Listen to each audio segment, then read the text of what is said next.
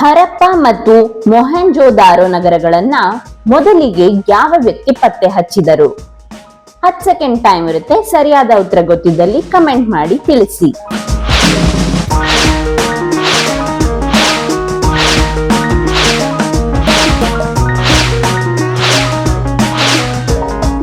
ಸರಿಯಾದ ಉತ್ತರ ರಾಖಳದಾಸ್ ಬ್ಯಾನರ್ಜಿ ಮತ್ತು ದಯಾರಾಮ್ ಸ್ನಾಹಿ.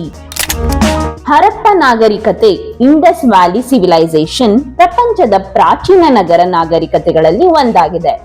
ಹರಪ್ಪ ಅನ್ನು 1921ರಲ್ಲಿ ದಯಾರಾಮ್ ಸ್ನಾಹಿ ಪತ್ತೆ ಹಚ್ಚಿದರು.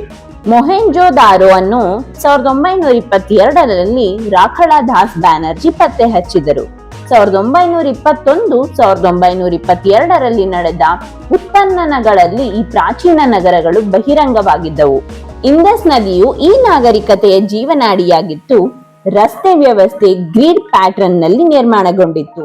ಮಣ್ಣಿನ ಇಟ್ಟಿಗೆ ಬಳಸಿ ಕಟ್ಟಡಗಳು ನಿರ್ಮಾಣಗೊಂಡಿದ್ದವು. ಇಂದಿಗೂ ಹರಪ್ಪ ಮತ್ತು ಮೊಹೆಂಜೋದಾರೋ ಲಿಪಿಯ ಅರ್ಥವನ್ನು ಪೂರ್ತಿಯಾಗಿ ಅನಾವರಣ ಮಾಡಲಾಗಲಿಲ್ಲ. ಇದೇ ತರ ಮತ್ತಷ್ಟು ಉಪಯುಕ್ತ ಮಾಹಿತಿಗಾಗಿ ನಮ್ಮ ಚಾನೆಲ್ ಅನ್ನ ಈ ಕೂಡಲೇ ತಪ್ಪದೆ ಸಬ್ಸ್ಕ್ರೈಬ್ ಮಾಡ್ಕೊಳ್ಳಿ.